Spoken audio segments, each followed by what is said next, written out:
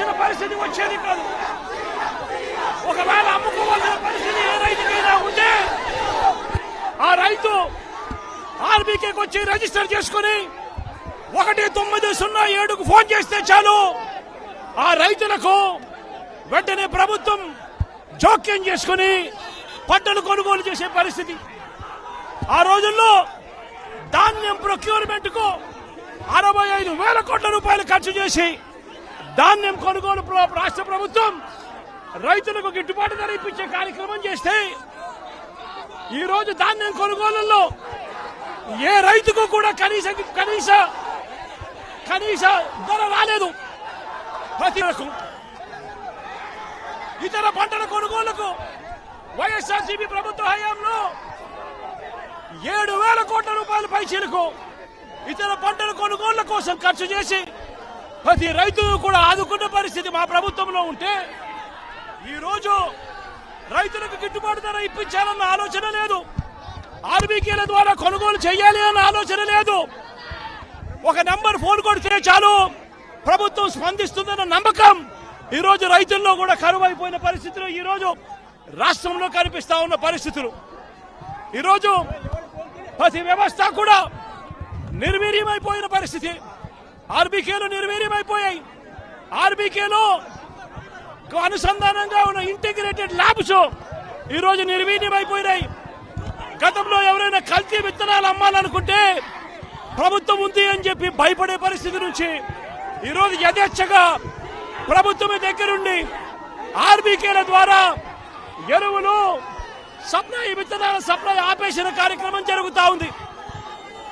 ఎరువుల సప్లై, విత్తనాల supply, pesticide supply ఆర్బీకేల ద్వారా పూర్తిగా తగ్గించిన పరిస్థితులలో ఈ రోజు ఎరువులు కొనాలంటే రైతులు ప్రైవేట్ బ్రోకర్ల దగ్గర కొనాల్సి వస్తా ఉంది. ప్రైవేట్ డీలర్ల దగ్గర కొంటే వాళ్ళు కనీసము 100 రూపాయల నుంచి 400 రూపాయలు బ్లాక్ లో అమ్ముతా ఉన్న పరిస్థితి ఎరువులకు సంబంధించి. ఈ రోజు క్వాలిటీ కంట్రోల్ చేసే విషయంలో ప్రభుత్వం పూర్తిగా ఫెయిల్ అయిపోయిన పరిస్థితులు కనిపిస్తా ఉంది.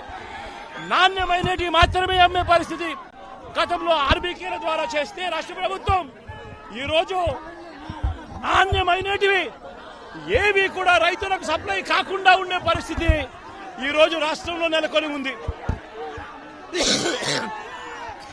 ఇప్పటికైనా రాష్ట్ర ప్రభుత్వం కళ్ళు తెరిచి రైతులకు పెట్టుబడి సహాయం కింద వాళ్ళు ఇస్తామని చెప్పిన పీఎం కిసాన్ కాక 20,000 రూపాయలు ఏదైతే ఇస్తామని చెప్పారో అది కూడా రైతులను మోసం చేసిన పరిస్థితిలో ఈ రోజు రాష్ట్ర ప్రభుత్వం కనిపిస్తా ఉంది.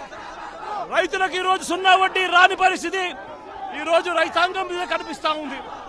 ఈ రోజు ప్రతి విషయంలోనూ కూడా రైతులు ఈ ప్రభుత్వంలో నష్టపోయిన పరిస్థితుల మధ్య చంద్రబాబు నాయుడు గారు ఇప్పటికైనా కళ్ళు తెరవాలి, గుంటూరు మిర్చి యార్డుకు రావాలి, వచ్చి రైతుల కష్టాలు తెలుసుకొని రైతులకు కనీస గిట్టుబాటు ధర వచ్చే విధంగా రైతుల కోసం చంద్రబాబు నాయుడు గారు గట్టిగా నిలబడకపోతే తీవ్రమైన పరిణామాలుంటాయి.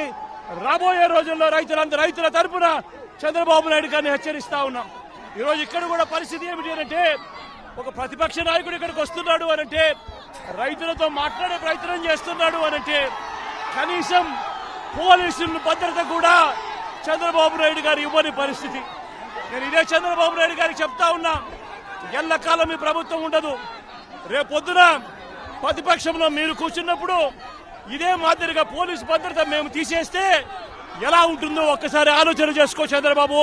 నువ్వు చేస్తా ఉన్నది కరెక్టా కాదా అన్నది కూడా ఒకసారి ఆలోచన చేసుకోమని చంద్రబాబు నాయుడు గారికి ఈ సందర్భంగా గట్టిగా చెప్తా ఉన్నాం, విజ్ఞప్తి చేస్తూ. ఈరోజు ఎమ్మెల్సీ ఎలక్షన్ జరుగుతున్నాయి. అలాంటి ఎమ్మెల్సీ ఎలక్షన్ జరిగేటప్పుడు కోడ్ ఆఫ్ కాండక్ట్ ఉంది, మీరు రావడానికి వీలు లేదు అని స్పష్టంగా చెప్పిన తర్వాత దాన్ని వైలేట్ చేసి ఆడటం, వైలేట్ చేసి వెళ్ళి మార్కెట్ కమిటీలు ఇవన్నీ చేయడం, చేసిన తర్వాత మళ్ళీ పోయి మాకు సెక్యూరిటీ ఇవ్వలేదని కంప్లైంట్ చేయడం. అంటే మీరు చేసే ఇల్లీగల్ యాక్టివిటీస్ కూడా సెక్యూరిటీ ఇవ్వాలంటే కరెక్ట్ కాదు.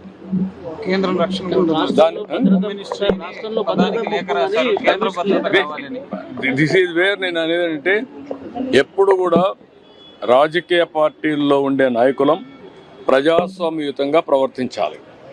ప్రజాస్వామ్యంగా ప్రవర్తించకుండా హై హ్యాండెడ్గా రౌడీజాలు చేస్తామంటే అది కరెక్ట్ కాదు. ఒకసారి నేను అడుగుతున్న, రాష్ట్రంలో ఉండే ప్రజలందరూ అర్థం చేసుకోవాల్సిన అవసరం ఉంది. ఎన్నికల కమిషన్ చెప్పింది, నేను చెప్పలా. ఎన్నికల కమిషన్ తెలుగుదేశం పార్టీ ఎన్డీఏ కాదు, స్వయం ప్రతిపత్తి కలిగిన వ్యవస్థ. అది అన్ని రాజకీయ పార్టీలను రెగ్యులేట్ చేసే వ్యవస్థ. వాళ్ళ మీద నమ్మకం ఉంటే మీరు పోకుండా అవాయిడ్ చేయాలి. మీరు వెళ్ళినప్పుడు అది ఇల్లీగల్ అవుతుంది. మీరు ఇల్లీగల్ యాక్టివిటీకి పోలీస్ ప్రొటెక్షన్ ఇవ్వడం ఎక్కడన్నా మనం చూసామా? మీరు అడగడం ఏంటి? నువ్వు పోయిందే హై హ్యాండెడ్గా ఇల్లీగల్ యాక్టివిటీ చేసినప్పుడు నాకు పోలీసులు కూడా రావాలన్నా వెనకాలంటే రేపు రాబోయే రోజు నువ్వు నేరాలు చేస్తానంటే పోలీసులు చూస్తూ నీ దగ్గర రావాలన్నా? ఇది కరెక్ట్ అప్రోచ్ కాదు. ఇది నాకు సంబంధించిన విషయం కాదు, ఎన్నికల కమిషన్ విషయం. కానీ వచ్చింది కాబట్టి చెప్పాల్సి వస్తూ ఉంది. ఇది ప్రజాస్వామ్యాలను చాలా చూశాను. ఇలాంటి రాజకీయ నాయకుల్ని, ఇలాంటి రాజకీయ పార్టీలను ఎప్పుడు చూడలేదు. అవన్నీ నేను చీప్గా నేను మాట్లాడను. అంటే బాధ్యత లేకుండా వెళ్ళడం. ఏదైతే మీరు ఒకసారి చూస్తే కోడ్ ఆఫ్ కాండక్ట్ ఉంది. కోడ్ ఆఫ్ కాండక్ట్ అనేది రాజకీయ పార్టీలకు వర్తిస్తుంది, కంటెస్ట్ చేసే అభ్యర్థులకు పనిచేస్తుంది, అధికార యంత్రాంగానికి పనిచేస్తుంది. కానీ విచిత్ర వాదన, మేము మాత్రం మాకు కోడ్ ఆఫ్ కాండక్ట్ లేదు, మేము ఎక్కడికైనా పోతాం అని వైలేట్ చేసి ఒకసారి ఎలక్షన్ కమిషన్ ఆర్డర్ ఇచ్చిన తర్వాత మీరు రావడానికి వీలు లేదంటే ప్రజాస్వామ్యం నిలిపేయాలి. దట్టు ఎలక్షన్ కమిషన్ ఇచ్చిన తర్వాత మీరు ఊరు పోవడానికి? ఎలక్షన్ కమిషన్ కంటే మీరు గొప్పవాళ్ళు కాదు కదా. మీ రాజకీయ పార్టీ కానీ ఏ రాజకీయ పార్టీ కానీ ఈరోజు నడుస్తున్నాయంటే ఎన్నికల కమిషన్ గైడ్ లైన్స్ ప్రకారం మనం నడుస్తున్నాం. ప్రజాస్వామ్యంలో అటానమస్ బాడీ ఎన్నికల కమిషన్. ఈరోజు ఎమ్మెల్సీ ఎలక్షన్ జరుగుతున్నాయి. అలాంటి ఎమ్మెల్సీ ఎలక్షన్ జరిగేటప్పుడు కోడ్ ఆఫ్ కాండక్ట్ ఉంది, మీరు రావడానికి వీలు లేదు అని స్పష్టంగా చెప్పిన తర్వాత దాన్ని వైలేట్ చేశాడు. ఈ విషయంలోని రైతులందరికీ విజ్ఞప్తి చేస్తున్నా, మీరు కూడా ఆందోళన చెందాల్సిన అవసరం లేదు. ఇటు రాష్ట్రం అటు కేంద్రం అన్ని ప్రయత్నాలు చేస్తాం.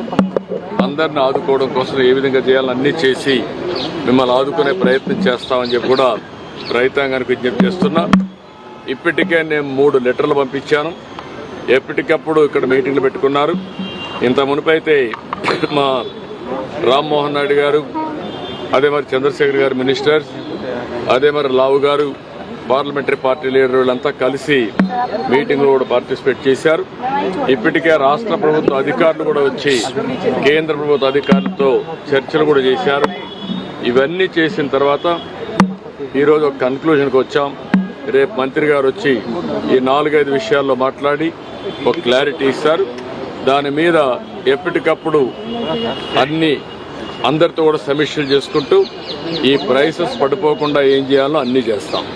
ఇది బ్రీఫ్గా దీనికోసం వచ్చాను. మీటింగ్ అయితే మంత్రి గారు లేకపోయినా ఇక్కడ మాట్లాడిన తర్వాత కొంత క్లారిటీ వచ్చింది.